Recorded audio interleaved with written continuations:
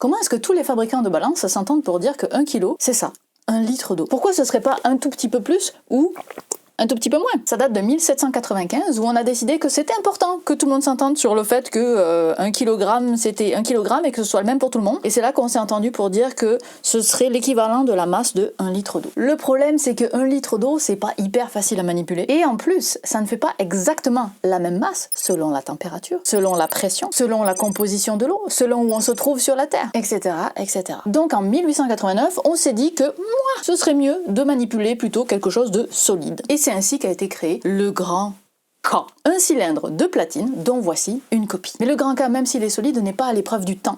Sa masse à lui aussi change. Alors il nous fallait encore autre chose, quelque chose d'universel, qui soit identique partout et tout le temps, immuable dans le temps et dans l'espace. Ça a l'air simple, ça l'est pas du tout. Et la plupart des unités, dont le kilogramme, sont en constante redéfinition. Encore aujourd'hui, et notamment au Laboratoire National de Métrologie et d'Essai à Paris. Et ils travaillent à rendre nos unités toujours plus précises parce que nos besoins de précision augmentent. Et aujourd'hui, le kilogramme d'eau ou le cylindre de platine, c'est de l'histoire ancienne. La nouvelle définition du kilogramme, c'est ça.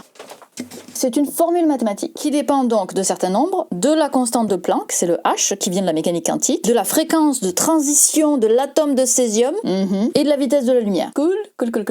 Et comment on fait quand on est un fabricant de balance et qu'on doit définir notre kilogramme sur notre balance? Est-ce qu'il nous faut un laboratoire de physique atomique et quantique pour arriver à régler nos balances? Pas du tout.